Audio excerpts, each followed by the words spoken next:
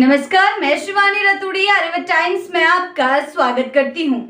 स्वागत है। बिहार में विधानसभा चुनाव से पहले जारी मतदाता सूची गहन पुनरीक्षण पर उठे सवाल अब सियासी बवंडर में बदल चुके हैं। नेता प्रतिपक्ष तेजस्वी यादव ने चुनाव आयोग की प्रक्रिया पर अविश्वास जताते हुए बहिष्कार का संकेत कर दिया है और राज्य की राजनीति में गर्मी और तेज हो गई है। तेजस्वी यादव ने बुधवार को स्पष्ट कहा था कि हमारे पास बिहार चुनाव का बहिष्कार करने का विकल्प खुला है। यदि वोटर लिस्ट को लेकर बेईमानी ही करनी है तो सीधा सरकार को एक्सटेंशन दे दो, चुनाव की क्या जरूरत है। यह बयान मात्र चुनाव आयोग पर निशाना नहीं था, बल्कि ये बिहार की सियासत पर विस्फोटक संकेत देने जैसा लग रहा था, जो विपक्षी रणनीति को पूरी तरह से नई दिशा में मोड़ सकता है। तेजस्वी के इस बयान के अगले ही दिन कांग्रेस पार्टी, जो राष्ट्रीय जनता दल की प्रमुख सहयोगी भी है, खुलकर सुर मिलाती हुई दिखाई दी। बिहार कांग्रेस में प्रभारी कृष्णा अल्लवरू ने भी चुनाव बहिष्कार के सवाल पर कहा, सभी विकल्प खुले हैं, इंडिया गठबंधन इस पर मिलकर कोई फैसला लेगा। ये जो SIR चलाया गया है वह तुगलक की प्रक्रिया है और आंकड़े झूठे हैं और ग्राउंड रियलिटी इसके ठीक उलट है। वोटर लिस्ट पर सत्यापन और राजनीतिक घोटाले की लेकर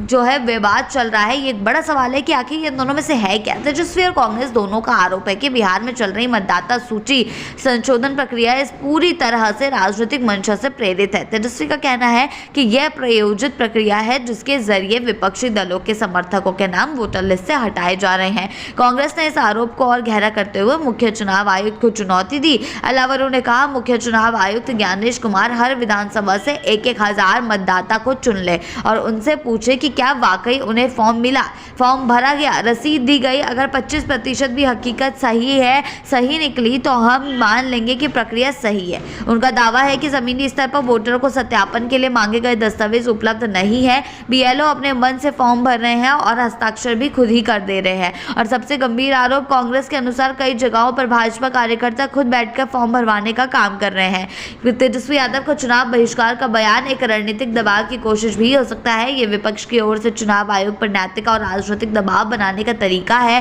ताकि मतदाता सूची संशोधन प्रक्रिया की पारदर्शिता और निष्पक्षता को लेकर गंभीर पुनर्विचार हो। पर सवाल ये भी है कि क्या वाकई महागठबंधन चुनाव का बहिष्कार करेगा? क्या ये कदम जनता के बीच सही संदेश देगा या खुद विपक्ष की साख पर सवाल खड़े करेगा? कांग्रेस के बयान से यह स्पष्ट हो गया है कि अंतिम फैसला महागठबंधन की सामूहिक बैठक में होगा, यानी फिलहाल गेंद गठबंधन के पाले में है। इस पूरे प्रकरण में भाजपा ने अब तक कोई भी आक्रामक प्रतिक्रिया नहीं दी है। पार्टी की ओर से कोई भी औपचारिक बयान नहीं आया है, लेकिन सूत्रों के मुताबिक भाजपा इस स्थिति को विपक्ष की बौखलाहट के रूप में पेश करने की तैयारी में है। वहीं चुनाव आयोग पहले ही कह चुका है कि मतदाता सूची का ये विशेष गहन पुनरीक्षण पूरी तरह से पारदर्शी है, तकनीकी रूप से उन्नत है और हर चरण पर सत्यापन आधारित है। लेकिन विपक्ष के आरोप में आयोग को भी सार्वजनिक जवाबदेही की स्थिति में ला खड़ा किया है। सियासी धरातल पर उभरता बड़ा सवाल, यदि विपक्ष सच में चुनाव बहिष्कार जैसे कदम की ओर बढ़ता है तो ये देश में लोकतांत्रिक प्रक्रिया के लिए गंभीर प्रश्न चिन्ह होगा। दूसरी तरफ यदि मतदाता सूची में वाकई में गड़बड़ियां पाई जाती है